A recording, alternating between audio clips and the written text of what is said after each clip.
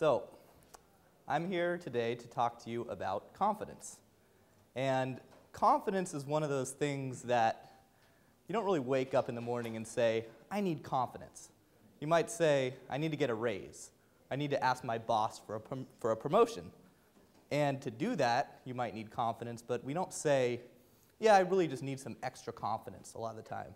So what I do is I work with people and I help them specifically building confidence for their relationships. And more specifically, for men and women to make themselves more attractive and confident so they can create better relationships. And the story of how I got into that is kind of funny. 6 years ago, I didn't really care about confidence. What I cared about was I wanted to meet women. And I wasn't meeting very many. Wasn't getting a lot of dates. So I decided to learn about this whole idea of becoming more confident. And I studied all the stuff I found online. I went to all these different seminars, and I applied some of the things I learned, and I got rejected. I probably got rejected about 1,000 times. It's pretty good. But over that course of rejection, I learned some really interesting things. Now, what I was doing when I was out there with the intention of meeting people was, I never realized it, but I was learning how to sell myself. And I heard a speaker once say, he said, every time you get up in the morning and you brush your teeth, you're selling. Every time you put on that shirt from Nordstrom's, you're selling. Every time you have a conversation with somebody, in essence, you're selling yourself. And I never thought of myself as a salesman. In fact, in college, I told myself I really, really didn't want to ever be a salesman. I hated that feeling of making somebody feel pressured or feel awkward. And I realized that throughout this process of trying to make myself more attractive and improve my confidence, I was learning how to sell. So I took a sales job at a financial institution, and I got rejected even more. And what I found was when I was selling financial investment vehicles and somebody said no, I could be like, okay, well, I guess they didn't like the deal. No big deal. But when I was selling myself and they said no, that hurt a little bit more. It was like, wow, they don't want me. I'm a loser. Nothing I could do about that. And after just trying stuff over and over and getting rejected and success, failure, I realized that rejection isn't a big deal. It kind of stopped being a problem for me. And when I stopped worrying about being rejected, what happened was I was able to be myself. I was able to be authentic and just be who I was in social situations. And what happened was really cool because the other people that I was interacting with when I was myself, they could also be themselves. They didn't feel that anxiety and pressure coming from me, in which case they could just relax and be themselves too. And that changed everything. I started really just getting yeses all over the place. I met a ton of people, my social circle blew up, and the opportunities and the doors that opened as a result were huge. And that process I went on, becoming really just not letting rejection stop me anymore, I felt that was strong enough where I had to make it my living. So I left the job at the financial institution, which wasn't easy, but I did it. And I started Inner Confidence, and I've been doing this full-time for about 4 years now. So why confidence? Why is confidence important? Now, what is confidence? Confidence is a term that gets thrown around a lot, but isn't understood that easily. And I'm going to make it really simple for the topic of this conversation. To be confident, all you have to do is be prepared. Let's say you want to take a test. You've got the MCATs coming up. You're going to walk into that test confident if you prepared, if you studied, and more importantly, if you've studied for the hardest questions. If you can ace those tough questions, you're going to walk in confident, right? Tiger Woods, best golfer in the world from the year 1998 to 2009. And Tiger Woods grew up around here. He grew up playing a golf course in Cyprus. And I played with a guy once who said, I was playing Cyprus golf course one time, And I saw this little kid on the driving range. He was about 9, and he was hitting 9-irons, and he was just crushing 9-irons. And played the front 9, took about 2 hours. He was still out there, and it looked like he was still hitting 9-irons. Then I played the back 9. And when I came back, he was still out there, and he's still hitting what looked like the same club. So I walked up to him, and he said, "Have you been out here this whole time?" And he goes, "Uh-huh." And he goes, "Have you been hitting the same club the whole time?" He goes, "Uh-huh." So let me get this straight. You've been hitting 9-irons for 5 hours. And if anyone knows golf, there's 14 clubs in the bag. Try staying on a driving range for more than 30 minutes, and try not hitting all your clubs. It's not going to happen. So Tiger Woods, it's not because he's like some, he is a phenomenal golfer, and he may have some sort of genetic, ability to make him better, but it's purely preparation, as far as I'm concerned. And we all know what happened in 2009, and Tiger Woods has not been prepared ever since, and he hasn't been doing that well. So when we talk about social confidence, most people never even think, I never even thought that you need to be prepared for social situations. How do you prepare yourself for a situation where it's not a test or it's not a sport? But that is actually possible. So, if you guys can't read that, overconfidence. This is going to end in disaster, and you have no one to blame but yourself. This is going to be the first topic. Next topic I'm going to talk about is what happens without it. You're going to get rejected. And the last topic I'm going to touch on is how to build social confidence. So, who knows what the number one fear, if you take like they took a survey of people and they found that the number one fear in someone's life is what? Who knows? Public speaking, yeah. And that's more than death. Why would that be? Why would we fear public speaking more than actually dying? You're exposed. What else? Judgment. What else? Rejection. Yeah, it's if you get up there and you end up like this guy, you might get ostracized from your social group. And we're not that much different from we were probably, who knows, 20,000 years ago. Where if we were ostracized from a social group 20,000 years ago, we might not survive. We would die. So it's programmed in us to fear ostracization more than death. And that tells you something. It tells you that the relationships we have in our life are more important than anything else. More important than death, you could argue, from this. And I call this a tripod of balance. We've got health, wealth, social life, social skills, relationships. And if one of these areas isn't working, we're not going to be as happy as we could be. If we have all three working, we're probably pretty fulfilled and pretty happy. Now, our society, we're really good if we want information on how to make money and how to succeed in business and school. We could find a lot of that. There's tons of research we could do, different people we could learn from to get good at the wealth aspect of it.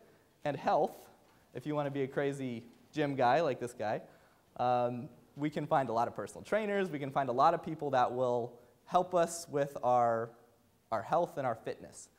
But what about social? Well, there's not that many people out there that are talking about improving your social skills. So, and it's not really taught in schools. It's kind of this thing that we're just supposed to learn as we grow up. And what happens, though, if we don't have good social skills? We might get divorced. Hey, who needs furniture anyway? Or it's pretty common to see people in high school hanging out on the bleachers. People are alone. These people could be having a nice conversation, but they're just hanging out by themselves. So it's not all that easy to find that really important advice, and a lot of the time we just kind of skip over it. So we need a plan.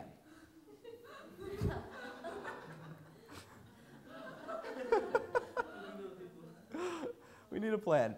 And if we have a plan, I like to call our ability to make really powerful connections and relationships, I think that's the best life insurance plan you could possibly have. Yeah, this guy's not looking so good. Because what happens if you go broke? Who are you going to call? Someone shout out. Who are you going to call if you go broke? Your parents, right? What if you get a broken heart? What if you get dumped? Who are you going to call? Ex-girlfriend. What if you get sick? Who are you going to call? Your mom, right? So, I mean, broke, sick, brokenhearted, these are like horrible things in our lives, but we always turn to our friends. And that's why I call it life insurance. Your relationships, your ability to foster new relationships, create relationships, they give you the biggest life insurance plan you could ever need. It's anything you ever need. So they did a study. Has anyone read the book Blink by Malcolm Gladwell? If you haven't read it, it's a great book. He does all these studies on different things that you wouldn't think would be anything special, but they turn out to be really, really interesting. And he did a study on surgeons, and more specifically on malpractice. And he took a look at all the malpractice lawsuits that were filed in a certain period of time. And he wanted to diagnose to see if there was a correlation between the relationship between doctor and patient versus a lawsuit. And what he found was that when a doctor had like a close relationship, not even a close, but a friendly relationship with his patient, his or her patient, that they never got sued. And this is even if they did horrible things, like chopped off the wrong arm or leg. Maybe not that bad. Maybe they got sued for that. But, but what they found was that most of the doctors that were getting slapped with these malpractice lawsuits, it was because there was no affinity between the patient and the doctor. The doctors would come in, and these doctors were actually, a lot of them were Ivy League graduates, the best of the best doctors, the researchers, the people working on finding cures for cancer. And they were more interested in that than on connecting with the patients. And those doctors would get sued all the time because things would go slightly wrong, and the patients would say, well, I don't care about this guy. He obviously doesn't care about me. He's just doing his job, making money. I'm going to sue him. And most of these lawsuits were crazy and frivolous, but when there was an affinity, it just didn't happen. So I thought that was interesting. So let's talk about what happens without confidence. Let's say you do a book report and you say, I liked it a lot and stuff. Probably not going to do very well. But if you get an F on a paper or book report, what do you tell yourself? Teacher didn't like me, right? What else? It's a boring book. I failed. I should study harder next time. Maybe I should read the book instead of the Cliff Notes. Right? But it's easy to say, oh, I should have studied harder. I should have put more effort into it. Do you tell yourself, I'm a horrible person, I'm a jerk, I'm a loser, I'm this, I'm that? Maybe for a second, but then you realize, I should have just studied harder, right? Not a big deal. Now, what if you're on the golf course and you miss a 6-foot putt, 3-foot putt? For a second, you might be like, God, that's so stupid. How did I miss that putt? But then you tell yourself, oh, no big deal. I should have spent some more time on the practice green working on my putting, and then I wouldn't miss the putt. But what about social confidence? What happens if you go to meet a new friend or you ask your boss for a raise and they say no? What do you tell yourself then? I'm a bad person. I'm a failure. I'm never going to ask again, right? If you ask for a date, if you ask that girl out in your 8th grade class to will you go to the dance with me? And she says no. Oh, I'm never going to do that again. We decide that there's something wrong with us. And we make the decision a lot of the time to never do that again. And we stop taking risks. And when you stop taking risks, your social circle, your social life, your social confidence goes like this. And all of a sudden, you're in this little bubble, and there's no one there. And the only way to expand it is to take risks, face rejection, and if you have a plan, it works a lot better. Just like you can go to the practice green and practice putting. You can practice your social skills as well. There's ways to do that. I'm going to talk about that next. How to build confidence. Now, this is the fun part, because everyone wants to know, how does this relate to me? So there's this little grid here that I put together, and what we're going to do is I'm going to help you guys figure out where you fall on this grid. Now, before I start, realize that you might not fit perfectly into one category. In fact, you'll most likely find yourself in 2 or 3 categories with a primary spot. Now, the difference between extroverted and introverted, really simple. It's how you recharge your batteries. If you're tired, if you need more energy, how do you recharge your batteries? Introverted people do that by being alone, by being by themselves. And extroverted people recharge their batteries by being around people they love, close friends, family, whether it's a big group or maybe just 1 or 2. The difference between aggressive and passive. Now, the big distinction here is aggressive people aren't afraid of confrontation and tension. So if something goes wrong, like maybe their hotel room isn't how they liked it, they'll be really quickly to get on the phone and call down, this isn't good, I want an upgrade, blah, blah, blah, blah, blah. Whereas a passive person will more likely be like, oh, no big deal. Hopefully they'll come up, and they'll see it, they'll take care of it. So passive people are a little bit more easygoing. They avoid confrontation and tension, while aggressive people, they enjoy it. They'll move into it very quickly. So let's talk about the different spots on this grid, the different colors here. Does everybody have at least some idea of where they might be between aggressive and passive, extroverted, introverted? So the first color I'll talk about, these are the blues. That's Richard Simmons, if anyone doesn't know. And blues are extroverted and they're very aggressive. Now these people, when it comes to social confidence, have a lot of it. They're in the spotlight. They're the party people. They go for it. They're always just having fun. They're primarily motivated by fun, fun, fun, and the more people around them having fun, the more fun everyone gets to have. So their strengths are that they get a lot of stuff done. They aren't afraid to ask for what they want. They easily connect with people. But their weaknesses is that they don't always connect with the people that they're with. They're so concerned about fun and having a good time that they kind of have that grass is always greener on the other side conversation going. And when they're interacting with people, you might be having this great conversation, then 2 seconds later, they may be gone, meeting somebody else. So these are the blues. The next are the yellows. That's William Hung. The yellows are extroverted but passive. These are like the most friendly people in the world. They're very nice, they're very polite, they're very sweet, they're super easy to get along with. These people have usually a ton of friends, and they're very good at listening, relating to each other. They walk slowly, they talk slowly, they take everything easy. No big deal, easy come, easy go. Let's just meet some more people. And their biggest weakness, their strength is that it's so easy for them to connect with other people. They usually have pretty good social skills as well. But the weakness is that their passivity stops them from taking a lot of action. They're risk averse, and therefore they don't go for what they want. They may, be the type of person where it's like they see somebody they really want to meet, but rather than going for it, they're worried that they're going to get rejected, so they never do it. And they wait for that person to do it. So that's the yellows. These people love animals too. So the next are the reds. Simon Cowell is definitely a red.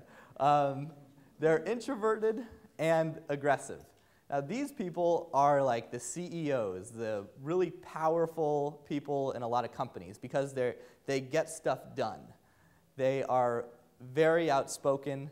It's my way or the highway if you're a red. And their strengths is that they are incredible implementers. They do things very quickly, very efficiently, and they don't really care what their emotions are. It's like, oh, you don't want to do your work? Well, too bad. Do it anyways, right? They're going to make sure everything gets done. And they're very, very powerful, and they're probably the most efficient people. Now, the weakness is that they tend to not care what other people are feeling around them. So they can kind of step on people's toes. They'll do anything they can to get to the top. And they often leave a lot of kind of emotional turmoil in their midst. But they do get a lot of stuff done. And the last are the greens. That's Mark Zuckerberg. Introverted and passive. Now these people are usually, they're incredibly smart. And not just smart, but they're very interested in having all the facts, very logical. They're very trustable. You never want to argue with one of these people. If you do, you're going to lose, for sure. Because they're going to have the facts, and you are not.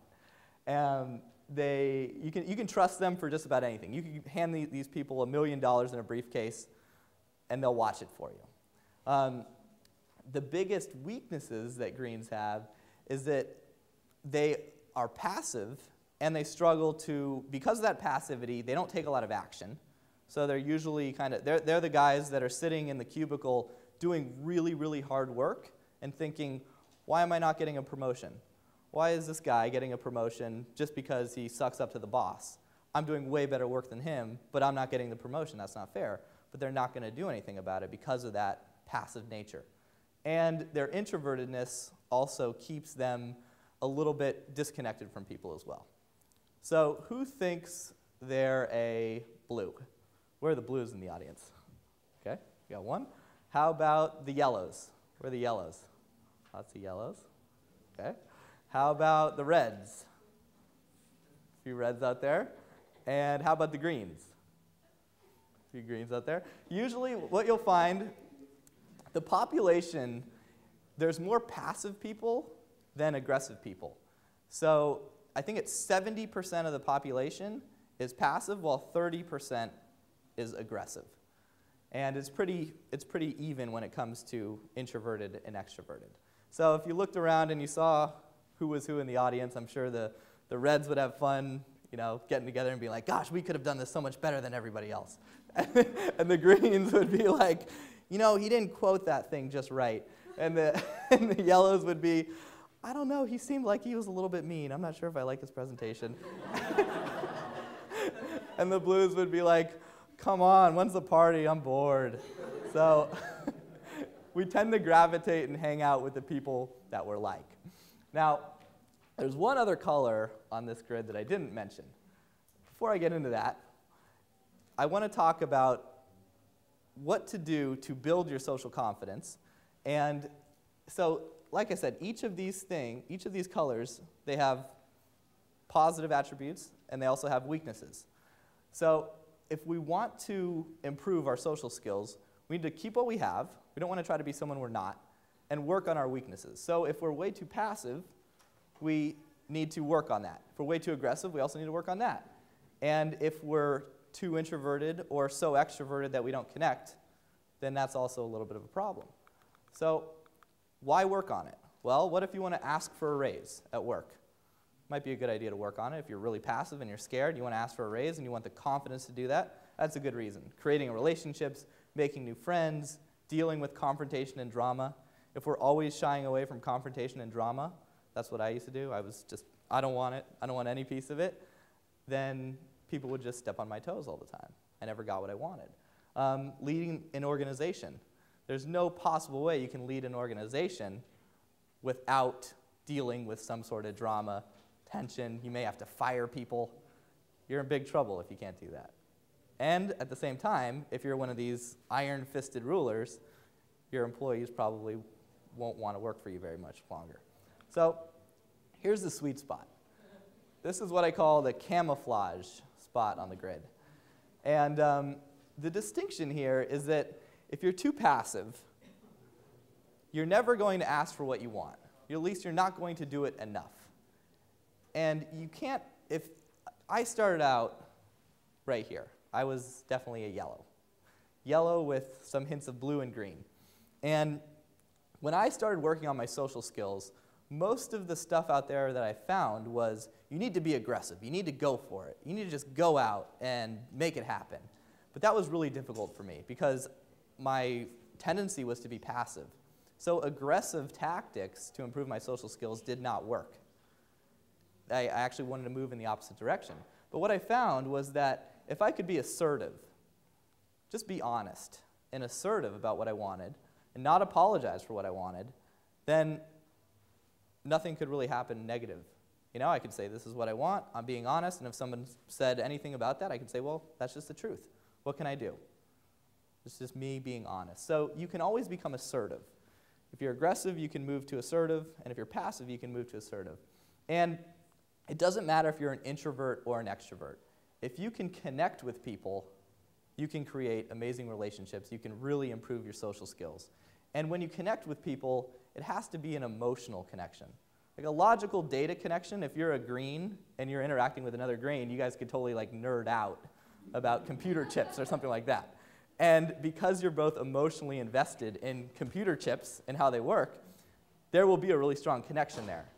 But if you're talking to a party person, right, let's say you're working at your job and your boss is a blue, and you're trying to tell him all the reasons why you need a raise because you have all this data going on, and he doesn't care, he only wants to work around other blues, you're going to have to relate to him on an emotional level, have a little fun with him. So a quick story, my boss at the financial institution I worked for was a red. He was this like Italian mobster-looking guy. You know, he looked like he was straight out of the Sopranos. And at the time, I was a yellow. I had no idea about this camouflage color. And my job was to sit in an office and raise money for startup companies. So eventually, I ran out of people to call. I called all my friends and family, ran out of people to call. So I needed to get out there and meet more people to invest in these deals. And it dawned on me one day that I should ask my boss if I could leave the office and work somewhere remotely so I could meet people. And when I first came to him, he called me RK. He goes, RK, no chance. You're not leaving the office. You're here at 8 and you leave at never. And I'm like, I'm like, Sal, here's the deal. I know you want me to work. I know you want me to be here forever. And I know you want me to just be an animal out there. But here's what I can do. If you let me go to the golf course, I played golf in college, and I was a really good golfer. If you let me go to the golf course, there's rich people there. And I can meet them, and I can impress them with my golf game, and I can become friends with them. And most likely, these will be people that might want to invest in our deals. And he goes, you know, you might have something there. Let's try it for 2 days a week. So I went out to the golf course 2 days a week. It worked. Pretty soon, he bought me a country club membership, and I was playing golf 5 days a week at a gorgeous country club, all because I realized how to relate to him, how to ask for what I want, and how to connect with somebody that was kind of the opposite of me. And reds were the hardest people for me to connect with. You'll find that the harder people to connect with are going to be diagonal from your primary color. So that's the camouflage spot. Now, let's talk about taking this. I just gave you guys a bunch of information. Let's talk about how to move it from information to transformation. So it all starts with action. We have to take some sort of action, right? And when we take action, we're going to get results. If those results are positive, we're going to build confidence. And that confidence is going to lead to more action, more results, more confidence. We get on that nice circle, and there's success right in the middle. Now let's say we take action, and the results aren't what we want. Then what happens? Yeah. So we need to look to see what is the action, what's missing from the action, right? Why is the action not working? Why is it not creating the results we want? And the reason why is typically because of a blind spot. This guy's got a pretty big blind spot there. A blind spot is an area in which we cannot see. So Einstein said doing the same thing over and over and expecting a different result is insanity. It's crazy. And that's what happens when we have blind spots. Typically, we take the same action over and over. We don't realize, why isn't it working? Why aren't we getting these results? So blind spots usually come from some area where you have no idea, you can't see it, and you don't know it's there, and you don't realize that you don't know that it's there. So it's completely out of your perception. So what I want everyone to start to do is start looking at your social skills, your social life, not as something that you're either good at or bad at, and it's going to remain like that forever. That's what I thought. I thought, hey, my social skills are, they're okay, they're good enough to get by. They're not great, and that's just the luck of the draw. It's something you can really improve on. And if you treat it just like anything else in life, just like getting good grades, getting into a good college, doing well at your job, you can improve at it if you consciously focus on it and look for those blind spots. You can easily change it very quickly. So one thing I want to just make available to you guys is when it comes to spotting blind spots, that is something I find myself to be an expert at. I can just see them very easily because I probably had just about every one there was out there. So for anyone that wants to talk to me about their blind spots, and it always helps to talk to other people. You can't figure out social skills by yourself, right? They're social skills. We can't sit in an office and try to figure out our social skills. We have to take action. We have to connect with people. We have to face rejection. So talk to your friends and your family about blind spots. Where do you think I'm lacking socially?